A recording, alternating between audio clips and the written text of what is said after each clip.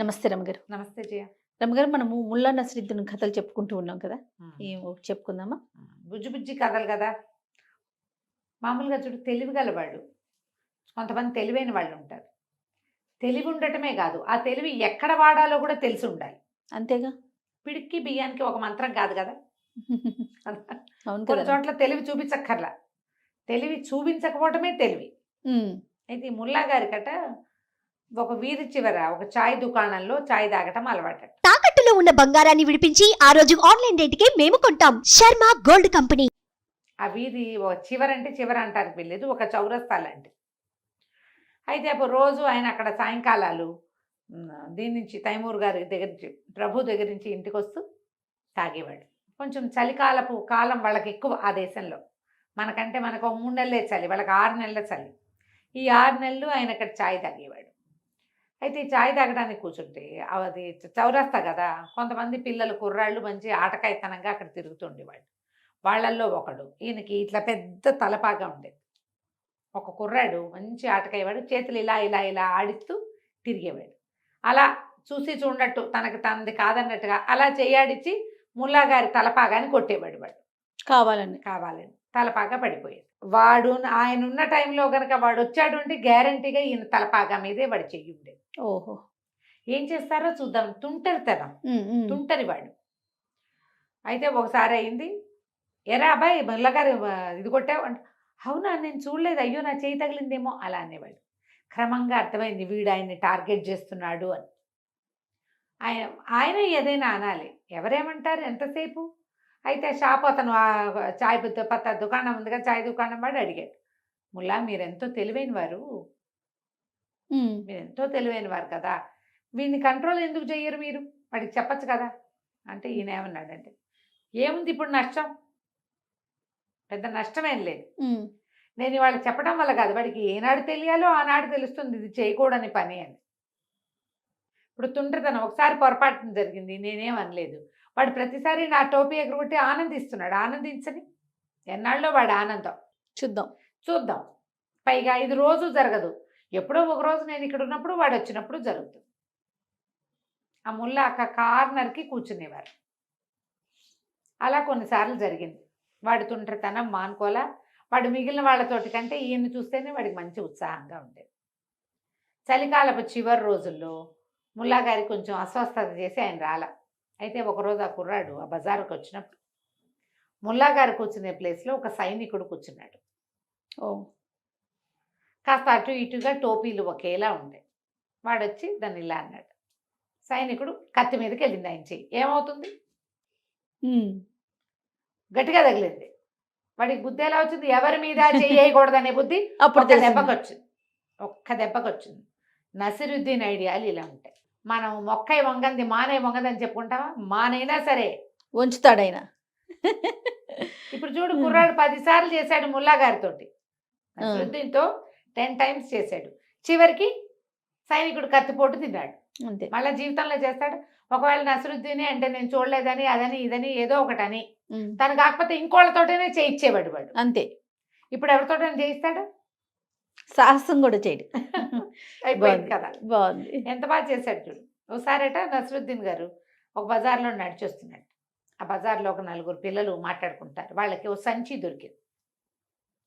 ఎవరో వెళ్ళిపోతూ పారేసుకున్నారు. అందులో అక్రోట్స్ ఉన్నాయి, పళ్ళు మన ఉంటాయి కదా, ఏమంటారు మన అక్రోట్లు అంటే ఏమనాలి, బాదం కాయలు. అలా కాదు చెప్తా, కాయల పేరు రావట్లేదు, మన వాల్నట్స్ అనాలి వాటిని. కాయలు ఉన్నాయి. అయితే వీళ్ళు చూసుకున్నారు, 4 పిల్లలు ఉన్నారు, వీటిని పంచుకోవాలి. ఈ లోపల ఏమైంది, ముల్లా గారు నడిచొస్తున్నారు కదా, వీళ్ళు ఆగారు. హోజా మాకు పంచిపెడతారా అని అడిగారు. ఈ న్యాయస్థుడు చాలా తెలివిగలవాడు, ధర్మాత్ముడు, చాలా గొప్పవాడు, గురు హోదాలో ఉండేవాడు. ఇవన్నీ భావించి పిల్లలు ఆయన దగ్గరికి పంచిపెట్టండి అని అడిగారు. అడిగితే ఆయన అడిగాడు, ఎలాగరా మనిషి న్యాయంతోట దేవుడి న్యాయంతోట అని అడిగాడు. వీళ్ళు ఏమనుకున్నారు, మనిషి న్యాయం అయితే ఎక్కువ తక్కువ వస్తాయో ఏమిటో, దేవుడి న్యాయం అయితే సమానం, దేవుడు అందరికీ ఒకడే కదా, రోజా దేవుడి న్యాయం ప్రకారమే పంచండి అన్నాడు. అలాగే అన్నాడు. ఫస్ట్ వాడికి ఒక గుప్పెడిని పోసాడు, 2వ వాడికి ఇన్ని ఇచ్చాడు, 3వ వాడికి మిగిలిన ఇచ్చేసాడు, 4వ వాడికి ఏమీ లేదు.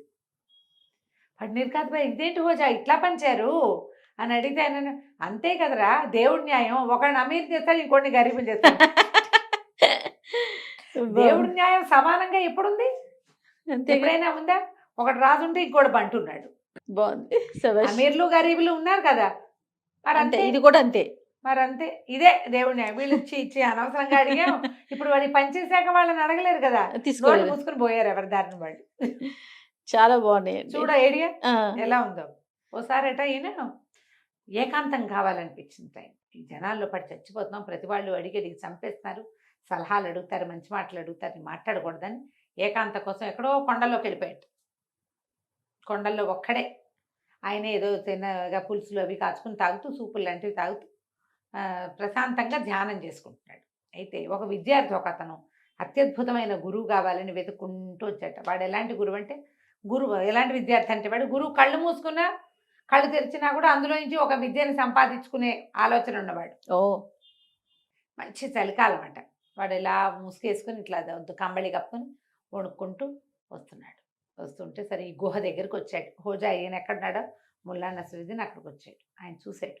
చూసేసరికి ఆయనకి ఏమనిపించింది, ఈయన చూడంగానే అని వాడి మొహం వికసించింది. ఎంతో సంతోషించాడు.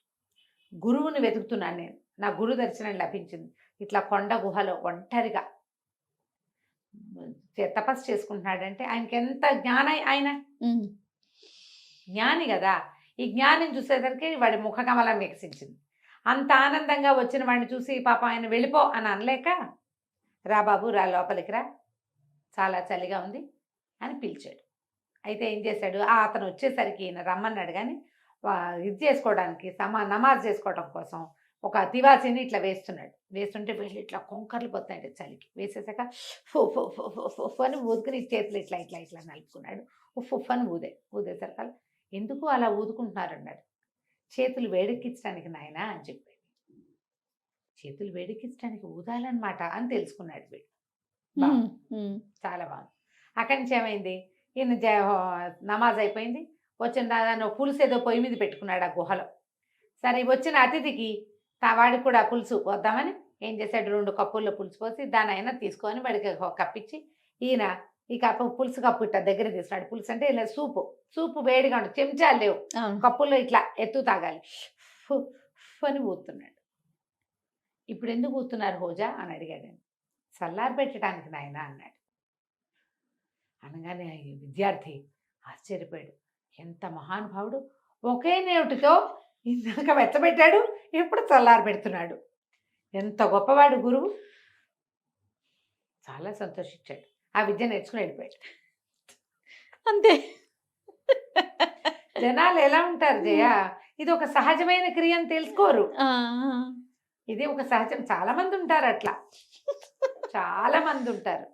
విద్యార్థులు ఉంటారు కదా, ఒక్కొక్కళ్ళు ఒక్కొక్క రకం ఉంటారు. ఆయన చాలా సంతోషించి అద్భుతమైన క్రియ తెలుసుకున్నాను, ఒక నోటితోటే అది చేయొచ్చు, ఇది చేయొచ్చు. శభాష్ శభాష్. అంటే ఇప్పుడు చూడు, దాన్ని అప్లై చేస్తాడు జయ. ఒకే నోటితో తిట్టచ్చు, పొగడచ్చు. అంతేగా కదా, ఇది నేర్చుకున్నట్టేగా. అంతే. అద్భుతమైన విద్య నేర్పించాడు ముల్లా గారు. ఆయన వేరే జస్టర్ తోటే ఆయన పని ఆయన చేసుకుంటూ ఈయనకు అర్థమయ్యేలా చేశాడనమాట. వెళ్ళిపోయాడు.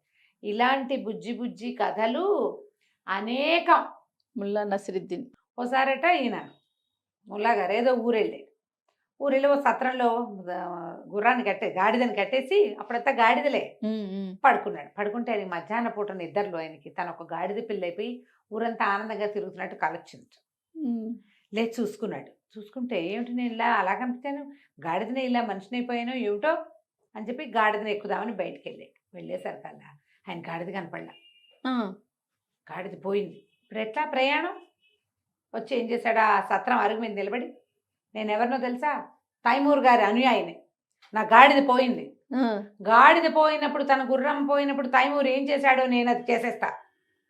గంటలో నా గాడిద నాకు కావాలి, లేకపోతే తైమూర్ చేసిన పని నేను చేస్తాను. రాజుగారైన తైమూరు తన గుర్రం పోయినప్పుడు ఎలాంటి క్రియ చేశాడో ఆ క్రియ చేస్తాను అన్నాడు. అనగానే ఆ సత్రంలో ఉన్న వాళ్ళంతా హడిలిపోయారు.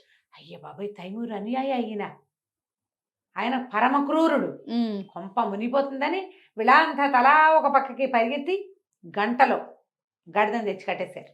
దాని ముందు ఇంత గడ్డి కూడా వేశారు. ఈయన చూసుకున్నాడు. లోపల ఛాయ్ తాగేసి వచ్చి గాడిదని తీసుకుని బయలుదేరాడు. ఆ సత్రం బయట నుంచిన వాళ్ళంతా బాబా ఆగండి, తైమూర్ ఏం చేశాడో చెప్పండి. తైమూర్ ఏం చేశాడు? తన గుర్రాన్ని కోల్పోయాడు తైమూర్. అప్పుడు ఏం ఒకసారి. చేశాడు? అప్పుడు తైమూర్ ఏం చేశాడు? మీరు ఏం చేయబోయేవారు? ఉమ్, మీ గుర్రం పోయింది కదా, మేమంటే పట్టించేసామనుకోండి, ఓవేళ మేము గనక గాడిదని తేలేకపోయి ఉంటే తైమూర్ చేసిన పని మీరు చేస్తానన్నారు కదా, ఏం చేసేవారు? అదేమిటి? తైమూర్ ఏం చేశాడు? ఏముంది, గుర్రం దొరికేదాకా జీన్ భుజం మీద వేసుకుని నడిచాడు. ఈయన కూడా అదే పని చేసేవాడు అంతేగా.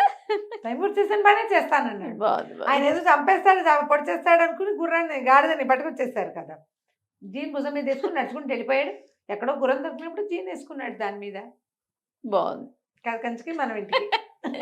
చాలా బాగున్నాయండి. నమస్తే.